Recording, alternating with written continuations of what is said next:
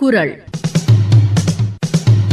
நுகர்வோர் உரிமைகள் குறித்து வழக்கறிஞர் ஏ. ஷபானா அவர்கள் வழங்கும் ஆலோசனைகள் கேட்கலாம். நுகர்வோர் என்பவர் ஒரு பொருள் அல்லது சேவையை பணம் செலுத்தி பெறும் நபர் ஆவார். ஒரு நபர் தனிப்பட்ட தேவைக்காகவோ அல்லது குடும்ப தேவைக்காகவோ ஒரு பொருளை வாங்கினாலோ அல்லது ஒரு சேவையை கட்டணம் செலுத்தி பெற்றாலோ அவர் நுகர்வோராகவே கருதப்படுகிறார். இங்கு பணம் செலுத்துதல் என்பது முழு தொகையை ஒரே முறையில் செலுத்துவதை மட்டும் குறிக்காது. முன்பணம், பகுதி கட்டணம், தவணை அல்லது பின்னர் செலுத்தும் ஒப்பந்தம் செய்திருப்பது போன்ற எந்த வகை கட்டண முறையிலும் பொருள் அல்லது சேவையை பெற்றிருந்தாலும் அந்த நபர் நுகர்வோராகவே கருதப்படுவார். மேலும் பொருள் அல்லது சேவையை வாங்கியவரின் அனுமதியுடன் அதை பயன்படுத்துவோரும் நுகர்வோர் சட்டத்தின் கீழ் ஏற்றுக்கொள்கிறது. அதாவது வாங்கிய நபர் மட்டுமல்ல, அவரது குடும்ப நபர்கள் அல்லது அனுமதி பெற்ற பிற நபர்கள் நுகர்வோராக பாதுகாப்பு பெறலாம். மேலும் நுகர்வோர் என்ற வரையறை பொருளை நேரடியாக வாங்கியவரை மட்டும் குறிப்பிடாமல் அவரோட அனுமதியுடன் அதை பயன்படுத்தியவர்களும் உள்ளடங்கிறது. உதாரணமாக, ஒரு தந்தை வீட்டிற்காக டெலிவிஷன் வாங்கினால் அதை பயன்படுத்தும் அவரது மனைவி மற்றும் குழந்தைகள் சட்ட ரீதியாக நுகர்வோராகவே கருதப்படுகிறார். அதுபோல ஒரு நபர் மருத்துவ சேவைக்காக மருத்துவமனைக்கு கட்டணம் செலுத்தினால் அந்த சேவையை பெறும் நபர் நுகர்வோராக இருப்பார். இதன் மூலம் பொருட்கள் மட்டுமன்றி சேவைகளும், உதாரணத்திற்கு மருத்துவம், வங்கி, காப்பீடு, கல்வி, போக்குவரத்து போன்றவை சட்டத்தின் வரம்புகள் கொண்டு வரப்பட்டுள்ளன என்பது தெளிவாகிறது. ஆனால் இந்த வரையறைக்கு முக்கியமான விதிவிலக்கு ஒன்று உள்ளது. மறு விற்பனை செய்யும் நோக்கத்திற்கு அல்லது முழுமையாக வணிக லாப நோக்கத்திற்கு பொருட்கள் வாங்குபவர்கள் நுகர்வோர் என கருதப்பட மாட்டார்கள். உதாரணமாக, ஒரு வியாபாரி மொத்தமாக மொபைல் போன்களை வாங்கி மீண்டும் விற்பனை செய்யும் நோக்கத்தோடு பெற்றால் அவர் நுகர்வோர் அல்ல. எனினும் சட்டத்தில் ஒரு முக்கியமான விளக்கம் உள்ளது. ஒருவர் தன்னுடைய வாழ்வாதாரத்தை நடத்த சிறிய அளவில் ஒரு கருவி அல்லது இயந்திரத்தை வாங்கினால் அவர் நுகர்வோராகவே கருதப்படுவார். உதாரணமாக, ஒரு தையல்காரர் தன்னுடைய வாழ்க்கையை நடத்த ஒரு தையல் இயந்திரம் வாங்கினால் அது வணிக நடவடிக்கையாக இருந்தாலும் அது அவரது தனிப்பட்ட உழைப்பின் மூலம் வாழ்வாதாரம் என்பதால் அவர் நுகர்வோராகவே பாதுகாப்பு பெறுவார். இதனால் நுகர்வோர் என்ற சொல் வெறும் வாங்குபவரை மட்டும் குறிக்காமல் தனிப்பட்ட பயன்பாடு, குடும்ப பயன்பாடு, சேவை பயன்பாடு ஆகிய அனைத்தையும் உள்ளடங்குகிறது. சட்டத்தின் கீழ் நுகர்வோர் குறைகளை விசாரித்து தீர்ப்பளிக்க 3 நிலைகள் தீர்ப்பாணையங்கள் உள்ளது.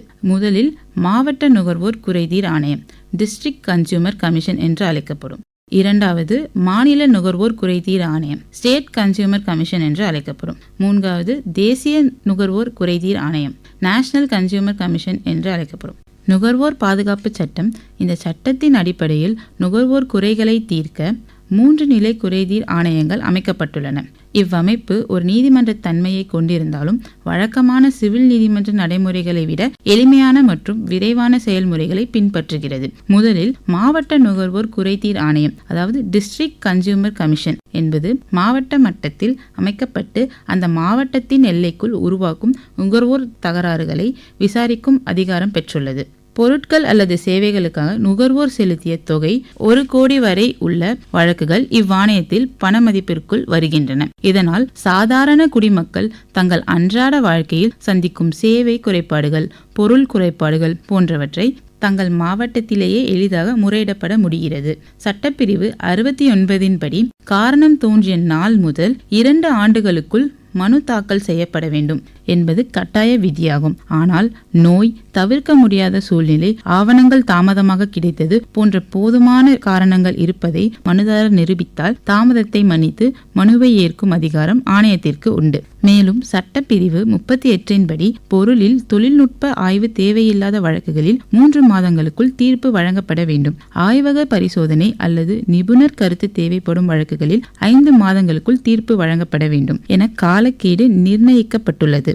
இது நுகர்வோருக்கு விரைவான நீதி வழங்கும் நோக்கத்துடன் காட்டுகிறது. அடுத்து மாநில நுகர்வோர் குறைதீர் ஆணையம், ஸ்டேட் கன்சியூமர் கமிஷன் என்று அழைக்கப்படும். மாநில மட்டத்தில் அமைக்கப்பட்டு ரூபாய் 1 கோடிக்கு மேல் மற்றும் ரூபாய் 10 கோடி வரை உள்ள பண மதிப்புடைய வழக்குகளை முதன்மையாக விசாரிக்கும் அதிகாரம் பெற்றுள்ளது. இது மாவட்ட ஆணையங்களின் தீர்ப்புகளை, எதிரான மேல்முறையீடுகளையும் விசாரிக்கும் அதிகாரம் கொண்டது.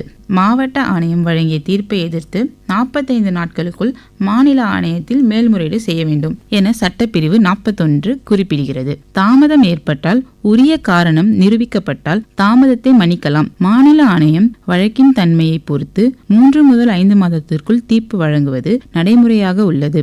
இவ்வாணையம் மாவட்ட ஆணையங்களில் செயல்பாடுகளை மேற்பார்வை செய்யவும் இடைநிலை அமைக்கவும் செயல்படுகிறது. மூன்றாவது நிலையில் தேசிய நுகர்வோர் குறைதீர் ஆணையம், நேஷனல் கன்சூமர் கமிஷன் என்று அழைக்கப்படும் நாட்டின் உயர்ந்த நுகர்வோர் தீர்ப்பாணையமாகும். ரூபாய் 10 கோடிக்கு மேற்பட்ட பண மதிப்புடைய வழக்குகளை முதன்மையாக விசாரிக்கும் அதிகாரம் இதற்குண்டு. மேலும் மாநில ஆணையங்களின் தீர்ப்புகளை எதிராக மேல்முறையீடு செய்யும் அதிகாரமும் வழங்கப்பட்டுள்ளது. மாநில ஆணைய தீர்ப்பை எதிர்த்து 30 நாட்களுக்குள் தேசிய ஆணையத்தில் மேல்முறையீடு செய்ய வேண்டும் என சட்டப்பிரிவு 51 நிர்ணயிக்கிறது. தேசிய ஆணையத்தின் தீர்ப்புக்கு எதிராகவும் சட்டப்பிரிவு 67 படி 30 நாட்களுக்குள் சுப்ரீம் கோர்ட் ஆஃப் இந்தியாவில் மேல்முறையீடு செய்யும் உரிமை வழங்கப்பட்டுள்ளது. இதன் மூலம் நுகர்வோருக்கு இறுதி நீதியை நாடும் வாய்ப்பு உறுதி செய்யப்பட்டுள்ளது. மொத்தத்தில் இந்த 3 நிலை அமைப்பும் நீதியை பெறுவதில் படிநிலையான பாதுகாப்பை வழங்குகிறது. ஒவ்வொரு நிலையும் தனித்தனி பண மதிப்புரிமை, மேல்முறையீட்டு அதிகாரம் மற்றும் கால வரம்புகளுடன் செயல்படுவதால் வழக்குகள் தாமதமின்றி முடிவரும் வகையில் சட்ட வடிவமைக்கப்பட்டுள்ளது. குறிப்பாக 2 ஆண்டுகளுக்குள் மனு தாக்கல் செய்ய வேண்டிய கட்டாயம் மற்றும் தீர்ப்பளிக்கும் காலக்கெடுகள் ஆகியவை நுகர்வோர் உரிமைகள் தாமதமின்றி நடைமுறைப்படுத்தப்பட வேண்டும் என்ற சட்ட நோக்கத்தை தெளிவாக வெளிப்படுத்துகின்றன. இவ்வாறு நுகர்வோர் பாதுகாப்பு சட்டம் 2019 நுகர்வோருக்கு உரிய நிவாரணத்தை விரைவாகவும் பயனுள்ளதாகவும் வழங்கும் ஒரு வலுவான சட்ட அமைப்பாக விளங்குகிறது. ஒருவர் எப்போதெல்லாம் நுகர்வோர் நீதிமன்றத்தை அணுகலாம் என்று பார்ப்போம். முதலில் பொருளில் குறைபாடு ஏற்பட்டால். சட்டத்தின்படி டிஃபெக்ட் என்பது பொருளின் தரம், அளவு, தூய்மை, சக்தி, தரநிலை அல்லது செயல்திறன் ஆகியவற்றில் உள்ள குறைபாடாகும். ஒரு பொருள் விளம்பரத்தில் கூறிய தரத்திற்கு ஏற்ப இல்லாவிட்டாலும் அல்லது வாங்கிய சில காலத்திலேயே செயலிழந்தாலும் அது குறைபாடாகும். இத்தகைய சூழ்நிலையில் விற்பனையாளர் அல்லது தயாரிப்பாளர் சரி செய்ய மறுத்தால், மாற்றி தர மறுத்தால் அல்லது பணத்தை திரும்பி வழங்க மறுத்தால் நுகர்வோர் நீதிமன்றம் அணுகலாம். அடுத்து சேவையில் குறைவு, டிஃபிஷியன்சி இன் சர்வீஸ் இருந்தால். சட்டத்தின்படி டிஃபிஷியன்சி என்பது சேவை வழங்குவதில் ஏற்பட்ட அலட்சியம், தவறு, தரமின்மை அல்லது ஒப்பந்தத்திற்கு முறையான செயலாகும். மருத்துவம், வங்கி, காப்பீடு, கல்வி, போக்குவரத்து, வீட்டு நிர்மாணம் போன்ற பல சேவைகள் இந்த சட்டத்தின் கீழ் வருகின்றன. சேவை வழங்குபவர் உரிய கவனம் இல்லாமல் செயல்பட்டால், தாமதம் செய்தால், தவறான தகவல் கொடுத்தால் அல்லது ஒப்பந்த நிபந்தனைகளை பின்பற்றாமல் விட்டால் நுகர்வோர் நீதிமன்றத்தில் புகார் அளிக்கலாம்.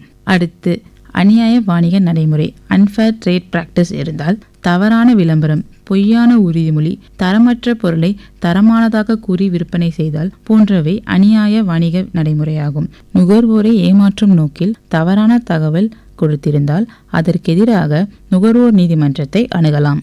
அடுத்து அதிக விலை வசூல், ஓவர் சார்ஜிங் செய்தால். அச்சிடப்பட்ட எம்ஆர்பி அதாவது மேக்சிமம் ரீட்டைல் பிரைஸை விட அதிகமாக விலை வசூலித்தால், அரசால் நிர்ணயிக்கப்பட்ட கட்டணத்தை விட அதிகமாக வசூலித்தால் போன்ற செயல் ஏற்பட்டால் அது சட்ட விரோதமானவை.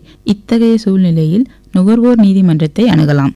அடுத்து ஆபத்தான பொருட்கள் அல்லது சேவைகள். நாம் ஒரு பொருளை பயன்படுத்தும் போது உடல் நலத்திற்கோ உயிருக்கோ ஆபத்து விளைவிக்கும் பொருள் விற்பனை செய்யப்பட்டிருந்தால் அல்லது பாதுகாப்பு தரநிலைகளை பின்பற்றாத சேவை வழங்கப்பட்டிருந்தால் நுகர்வோர் நீதிமன்றத்தை அணுகலாம். இன்றைய நவீன உலகில் இணைய வழி வணிகம் நம்முடைய தினசரி வாழ்க்கையின் அங்கமாக மாறிவிட்டது. வீட்டிலிருந்தபடியே கைபேசி அல்லது கணினி மூலம் பொருட்களை ஆர்டர் செய்து பெறும் வசதி மக்களின் வாழ்க்கையை எளிமையாக்கியுள்ளது. குறிப்பாக பண்டிகை காலங்களில் நடைபெறும் பெரிய விற்பனை நிகழ்வுகள் மக்களை அதிகமாக ஈர்க்கின்றன. சலுகைகள், தள்ளுபடிகள், சிறப்பு விலைகள் போன்ற காரணமாக பலர் ஆவலுடன் இணையத்தில் பொருட்கள் வாங்குகின்றனர். கைபேசிகள் முதல் உடைகள், வீட்டு உபயோகப் பொருட்கள், மருந்துகள் என அனைத்தும் சில நிமிடங்களில் ஆர்டர் செய்யும் நிலை உருவாகியுள்ளது. ஆனால் இந்த வசதிகளுடன் சில பிரச்சனைகளும் தோன்றுகின்றன. ஆர்டர் உறுதி செய்யப்பட்ட பின்னர் திடீரென ரத்து செய்யப்படுதல், விளம்பரத்தில் காணப்படும் பொருட்கள் மாறான பொருளாக கிடைத்தல், சேதமடைந்த பொருட்கள் வழங்கப்படுதல், பணம் திருப்பி வழங்குவதில் தாமதம், தவறான விலை விவரங்கள் போன்ற பல சிக்கல்கள் நுகர்வோருக்கு ஏற்படுகின்றன. இத்தகைய சூழ்நிலைகளில் நுகர்வோர் உதவியற்றவராக இல்லை என்பதே முக்கியமான உண்மை. இந்திய சட்டம், குறிப்பாக நுகர்வோர் பாதுகாப்பு சட்டம் 2019 மற்றும் மின் வணிக விதிகள் 2020 ஆகியவை இணையவழி வணிகத்தால் உருவான புதிய பிரச்சனைகளை சமாளிக்கும் வகையில் உருவாக்கப்பட்டுள்ளன. இந்த சட்டங்களின் அடிப்படை நோக்கம் நேரில் கடையில் வாங்கினாலும் அல்லது இணையத்தில் வாங்கினாலும் நுகர்வோரின் உரிமைகள் ஒரே மாதிரியாகவே பாதுகாக்கப்பட வேண்டும் என்பதை உறுதி செய்வதாகும். பணம் செலுத்தி பொருட்கள் அல்லது சேவைகளை வாங்கும் எந்த நபரும் நுகர்வோர் ஆவார். ஆகையால் இணையதளத்தில் பொருள் வாங்குபவரோ அல்லது மொபைல் செயலில் மூலமாக வாங்கும் நபர்களும் முழுமையான சட்ட பாதுகாப்பு பெறுகின்றன. சட்டத்தில் அநியாய வணிக நடைமுறை என்ற கருத்து மிகவும் முக்கியமானது. வாடிக்கையாளரை தவறாக வழிநடத்தும் எந்த ஒரு வணிக செயல்பாடும் சட்டத்திற்கு எதிரானதாகும். சலுகை விலை காட்டி பின்னர் ஆர்டர் ரத்து செய்தல், போலியான தள்ளுபடி அறிவித்தல், தவறான விளம்பரம் வெளியிடுதல், பொருளின் விவரத்தை பொருந்தாத பொருள் அனுப்புதல் போன்றவை அநியாய வணிக நடைமுறைகளாக கருதப்படுகின்றன. குறிப்பாக பண்டிகை காலங்களில் அதிகமான மக்கள் இணையத்தில் பொருட்கள் வாங்குவதால் இத்தகைய பிரச்சனை அதிகமாக உருவாகின்றன.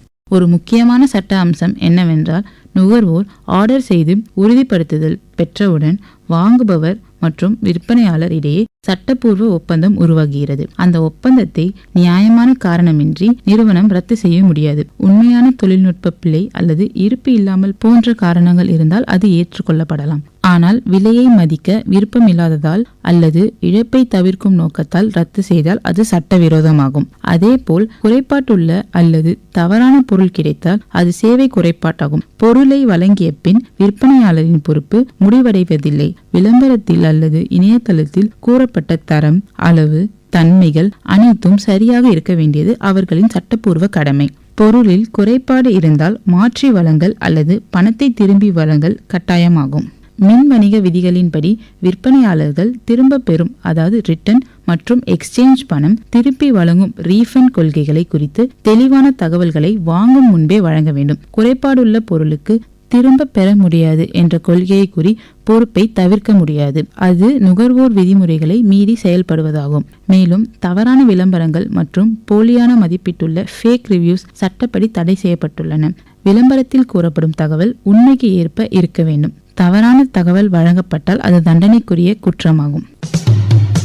ஒரு நுகர்வோருக்கு பிரச்சனை ஏற்பட்டால் முதலில் ஆதாரங்களை சேகரிப்பது மிகவும் முக்கியம். பொருள் திறக்கும் போது படம் அல்லது காணொளி பதிவு செய்தல், இணையதள விவரங்கள், திரைப்பிடிப்பு அதாவது ஸ்கிரீன்ஷாட் எடுத்து வைத்துக் கொள்ளுதல், ரசீது மற்றும் தொடர்பு பதிவுகளை பாதுகாத்தல் போன்றவை உதவும். ஒவ்வொரு இணைய வணிக நிறுவனமும் குறைதீர் அலுவலரை நியமிக்க வேண்டும். புகார் அளித்து 48 மணி நேரத்திற்குள் பதில் அளித்து 1 மாதத்திற்குள் பிரச்சனையை தீர்க்க வேண்டும். ஒரு நிறுவனம் மூலம் தீர்வு கிடைக்கவில்லை என்றால் தேசிய நுகர்வோர் உதவி எண் 1915 மூலம் அல்லது இணையதளம் மூலம் புகார் அளிக்கலாம். இறுதியில் நுகர்வோர் குறைதீர் ஆணையத்தை அணுகி சட்ட ரீதியான நிவாரணம் பெறலாம். ஒரு நுகர்வோர் நீதிமன்றத்தில் நுகர்வோர் தாமாகவே வழக்கு தொடர முடியும். வழக்கறிஞர் கட்டாயமில்லை. இணைய வழியாகவே மனு தாக்கல் செய்யும் வசதியும் வழங்கப்பட்டுள்ளது. நீதிமன்றம் பணம் திருப்பி வழங்குதல், பொருள் மாற்றி வழங்குதல், இழப்பீடு வழங்குதல், மன உளைச்சலுக்கான நஷ்ட ஈடு வழங்குதல் போன்ற பல நிவாரணங்களை வழங்க அதிகாரம் பெற்றுள்ளது. தொழில்நுட்ப கோளாறு அல்லது அதிக வருகையாளர் காரணம் காட்டி பொறுப்பிலிருந்து தப்பிக்க முடியாது என்று நீதிமன்றங்கள் பல தீர்ப்புகளில் தெளிவுபடுத்தியுள்ளன. ஒரு நுகர்வோர் நீதிமன்றம் நமக்கு இத்தகைய செயல்களை மேற்கொள்ள உத்தரவிட அதிகாரம் பெற்றுள்ளது. முதலில் குறைபாட்டுள்ள பொருளை சரி செய்ய உத்தரவு. Order to remove defect. ஒரு பொருள் தரமற்றதாக இருந்தாலோ, தொழில்நுட்ப கோளாறு இருந்தாலோ அல்லது உற்பத்தி குறைபாடு இருந்தாலோ நுகர்வோர் நீதிமன்றம் அந்த குறைபாட்டை சரி செய்ய உத்தரவிடலாம். இதன் மூலம் தயாரிப்பாளர் அல்லது விற்பனையாளர் அந்த பொருளை உரிய முறையில் பழுது பார்த்து சரியான நிலையில் நுகர்வோருக்கு வழங்க வேண்டும். இது பொதுவாக இயந்திரங்கள், மின் சாதனங்கள், வாகனங்கள் போன்றவற்றில் வழங்கப்படும் நிவாரணமாகும். இரண்டாவது, புதிய பொருள் மாற்றி வழங்க உத்தரவு. Replacement of goods.